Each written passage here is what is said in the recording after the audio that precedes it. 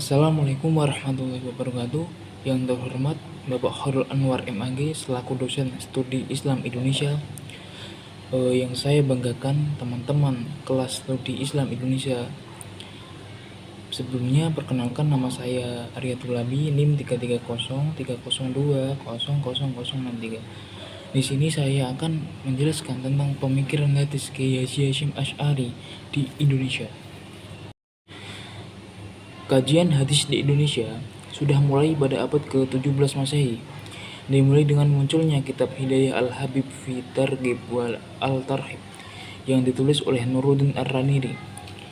Dilanjutkan dengan munculnya kitab hadis Arba'in, 40 hadis karya Al-Nawawi, dan kitab Mawaid Al-Badi'ah, sebuah koleksi hadis qudsi yang ditulis oleh Abd Rauf An-Sakili. Perkembangan selanjutnya, kajian hadis di Indonesia memasuki masa vakum. Hal ini dilatar belakangi oleh kondisi bangsa Indonesia yang dijajah oleh Belanda. Sikap agresif dan intimidatif Belanda sangat berdampak pada perkembangan ilmu pengetahuan. Barulah pada akhir ke-19 atau memasuki abad ke-20 ditemukan kitab hadis yang disusun oleh ulama Indonesia, yaitu Kiai Haji Mahfud Temas, dengan kitabnya yang berjudul Mahaj Dawi Al-Najar yang ia tulis ketika ia berada di Mekah. Barulah mulai abad ke-20 kajian hadis di Indonesia mulai memperlihatkan kemajuan yang cukup signifikan. Secara umum, kajian hadis di Indonesia seperti halnya kajian hadis kalangan mutaqaddimin terdiri dari dua fokus besar, yaitu hadis dan ulumul hadis.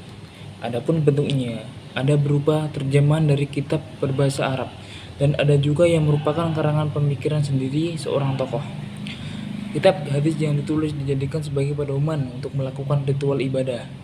Namun, ada juga kitab hadis yang ditulis untuk merespon keadaan tertentu di kalangan masyarakat, seperti Risalah Ahlussunnah wal Jamaah yang ditulis oleh seorang ulama yang berpengaruh badan ahli di bidang hadis, yaitu Kiai Haji Hasyim Asy'ari. Kitab ini muncul sebagai respon dari kondisi keberagaman masyarakat ketika itu. Ada dua alasan yang menjadi dasar pentingnya pembahasan tentang pemikiran Kiai Haji Hasyim Asy'ari ini. Pertama, Kiai Haji Hasyim Asy'ari dipandang sebagai ulama berpengaruh dan seorang ahli hadis yang mendapat isnad transmisi hadis dari gurunya Mahfud Termas, sehingga ia sangat berkompeten menukis karya dalam bidang hadis. Yang kedua yaitu kitab Risalah Ahlussunnah wal Jamaah yang ia tulis sangat berpengaruh dan menjadi rujukan utama dalam kajian hadis ketika itu. Kitab ini juga berperan sebagai fiturasi terhadap fenomena-fenomena keberagaman yang berkembang di kalangan masyarakat menghadapi tantangan modernitas. Selanjutnya yaitu ulama modernis yang ahli hadis. Ulama yang dikenal sebagai pribadi sederhana ini bernama Muhammad Hasyim Asy'ari, Ibnu Abdul Al-Wahhad, Ibnu Abdul Al-Halim. Selanjutnya disebut Hasyim Asy'ari. Beliau dilahirkan di Desa Gedang, Jombang, Jawa Timur, tanggal 24 Zulkaidah 1287 Hijriah atau 14 Februari 1871 Masehi. Ayahnya Asy'ari adalah pendiri pesantren Keras 8 km dari Jombang, sementara kakaknya Kiai Usman adalah kiai terkenal dan pendiri pesantren Gedang di Jombang yang didirikan tahun 1850-an. Sedangkan dari pihak ibu, masih keturunan Raja Brawijaya, seorang raja di Pulau Jawa. Dipercaya bahwa ia keturunan Raja Muslim Jawa, Jawa Tingkir, dan Raja Hindu Majapahit Brawijaya VI. Jadi Hasyim Asy'ari juga dipercaya merupakan keturunan bangsawan. Hasyim Asy'ari dibesarkan di tengah-tengah keluarga yang sangat memegang teguh ajaran Islam dengan tradisi pesantren yang sangat kuat. Untuk memudahkan memahami perjalanan hidup beliau, saya akan meletakkan ke dalam beberapa periode sebagai berikut. Yang pertama yaitu masa anak-anak sampai remaja. Pada masa ini, beliau dididik dan dibesarkan di bawah bimbingan orang tua dan kakeknya di pesantren Gedang. Ia mendapat pelajaran dasar-dasar tauhid, fikih, tafsir, dan hadis. Selanjutnya, ketika ia berumur 5 tahun, ayahnya mendirikan pesantren Keras sebelah selatan kota Jombang. Selama di pesantren ini, Hasyim Asy'ari sudah memperlihatkan bakat kecerdasannya dengan menjadi guru pengganti atau badal, dengan mengajar murid-murid yang tidak jarang lebih tua dari umur beliau sendiri.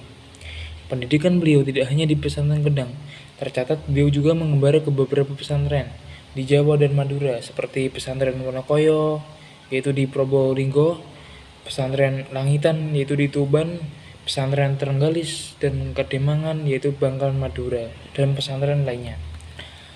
Pada masa muda Hasyim Asy'ari, ada dua sistem pendidikan bagi penduduk pribumi Indonesia. Pertama, sistem pendidikan pesantren bagi para santri muslim dengan fokus pengajaran ilmu agama. Kedua, sistem pendidikan barat pemerintah kolonial Belanda dengan tujuan menyiapkan para siswa untuk menempati posisi-posisi administrasi pemerintah baik tingkat rendah maupun tingkat menengah. Namun sekolah ini sangat terbatas sehingga mayoritas penduduk pribumi yang sebagian besar muslim tidak mendapatkan kesempatan. Selanjutnya yaitu periode kedua, masa berkeluarga sampai akhir hayat. Semasa hidup, Hasyim Asy'ari tercatat menikah sebanyak 7 kali. Di usianya yang menginjak 21 tahun, beliau menikah dengan Nafisah putri Kiai Yakub dari pesantren Syewalan Panji, daerah Sidoarjo, dan melaksanakan ibadah haji dengan istri dan mertuanya. 7 bulan di Mekah, istri beliau meninggal, dan setahun setelahnya beliau memutuskan untuk kembali ke Indonesia. Di Indonesia, kemudian beliau menikah lagi dengan Khadijah dari Karangkatas, Kediri. Pernikahan kedua ini tidak berlangsung lama karena istrinya meninggal dunia. Selanjutnya ia menikah dengan Nafikah dari Sewulan, Madiun. Dari hasil perkawinannya dengan Nafikah, Hasyim Asy'ari mendapatkan 10 orang anak yaitu Hana, Khairiyah, Asiyah, Azah, Abdul Wahid atau yang lebih dikenal dengan Wahid Hasyim, Abdul Hakim atau Abdul Khaliq, Abdul Karim, Ubaidillah, Mansurah, dan Muhammad Yusuf. Perkawinan Hasyim Asy'ari juga berhenti di tengah jalan karena Nafikah meninggal dunia pada tahun 1920 Masehi. Sepeninggal Nafikah, Hasyim Asy'ari menikah lagi dengan Masrurah dari Kapurjo, Pagu atau Kediri. Dari hasil perkawinan keempat ini, Hasyim Asy'ari memiliki 4 orang anak, Abdul Qadir, Fatimah, Khadijah, dan Muhammad Yakub. Perkawinan dengan Nafikah ini merupakan yang terakhir bagi beliau hingga akhir hayatnya. Selanjutnya yaitu karya-karya Kiai Hasyim Asy'ari. Adapun karya-karya Hasyim Asy'ari yang cukup terkenal dan berkaitan dengan kajian ini antara lain yaitu pertama, Adab al-Alim wal al-Muta'alim, yang berarti kitab yang berisi tentang akhlak guru dan murid. Yang kedua yaitu Risalah Ahlussunnah wal Jamaah fi Hadits al-Mawata' wa Asrat al-Sa'ah wal Bayan Mafhum al-Sunnah wal Bid'at, yaitu Risalah Ahlussunnah wal Jamaah mengenai hadis-hadis tentang kematian dan tanda-tanda hari kiamat serta penjelasan mengenai sunnah dan bid'ah.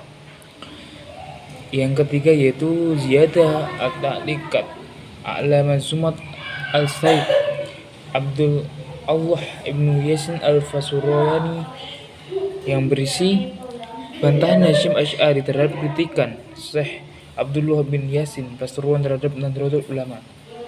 Yang keempat yaitu Al-Tanbihat Al-Wajibah, yang berisi nasihat penting bagi orang yang merayakan kelahiran Nabi Muhammad dengan menjalankan hal-hal yang dilarang agama. Yang kelima Al-Risalah fi Al-Aqaid, yaitu risalah tentang keimanan. Yang terakhir yaitu Al-Hadid Al-Maut wal Asrah Al-Sa'ad, hadis mengenai kematian dan kiamat, dan banyak lagi karya-karya yang lainnya.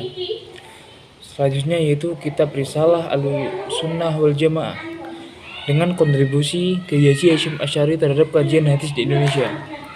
Pemikiran Hasyim Asy'ari tidak lepas dari bidang keilmuan yang ditekuninya selama menuntut ilmu di Mekah, di mana selama berada di tanah suci beliau berguru kepada seorang ahli hadis yang sangat masyhur ketika itu, yaitu Syekh Mahfud Termas. Gurunya itu menjadi sosok inspiratif dan mempengaruhi pola pemikirannya. Karya-karya yang ditulis Hasyim Asy'ari cukup banyak seputar hadis, tasawuf, dan fikih. Kitab hadis karya beliau yang cukup terkenal adalah Risalah Ahlussunnah wal Jamaah. Kitab ini ditulis dengan antara tahun 1920 sampai 1930-an. Secara sekilas, pandangan Hasyim Asy'ari tentang Risalah Ahlussunnah wal Jamaah mencerminkan corak metodologi konvensional yang digunakan oleh para teologis atau mutakalimin Muslim era klasik, dengan menggunakan identifikasi yang dilakukan oleh Fazlur Rahman. Corak metodologi dimaksud bercirikan sebagai berikut. Pertama, bertujuan menetapkan akidah aliran yang selamat atau disebut dengan al-firqah al-najiyah melawan aliran sesat. Yang kedua, menjelaskan pendapat orang-orang Islam dan perbedaan di antara berbagai aliran. Yang ketiga, menjelaskan pendapat orang-orang Islam dan berpendapat di antara mereka yang sholat. Yang keempat yaitu menyajikan akidah berbagai aliran kaum muslimin dan orang-orang musyrik.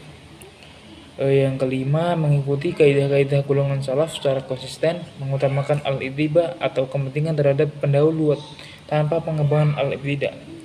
Yang keenam, menghimpun kandungan buku-buku klasik yang berserakan. Persoalan lain yang menjadi sorotan Hasyim Asy'ari adalah bid'ah. Mengenai bid'ah ini merupakan lawan dari kata sunnah. Dengan merujuk pendapat Syekh Zarruq dalam kitab Uddah al-Murid, Hasyim Asy'ari menjelaskan bahwa bid'ah adalah munculnya perkara baru dalam agama yang kemudian mirip dengan bagian agama, padahal sebenarnya bukan, baik secara formal maupun hakikat. Berbeda dengan kalangan yang menganggap bahwa seluruh perkara baru adalah bid'ah dan sekaligus sesat tanpa terkecuali. Bagi Hasyim Asy'ari, tidak semua muhaddathat berstatus bid'ah. Dalam bahasa berbeda dapat dinyatakan tidak semua muhaddathat adalah bid'ah, meskipun tidak terdapat dalil yang jelas dan atau sharih. Namun bisa jadi tetap bersandar pada syariat. Sandaran dimaksud dapat dengan menggunakan berbagai pendekatan metodologis yang ada. Misalnya melalui mekanisme penganalogian yaitu qiyas.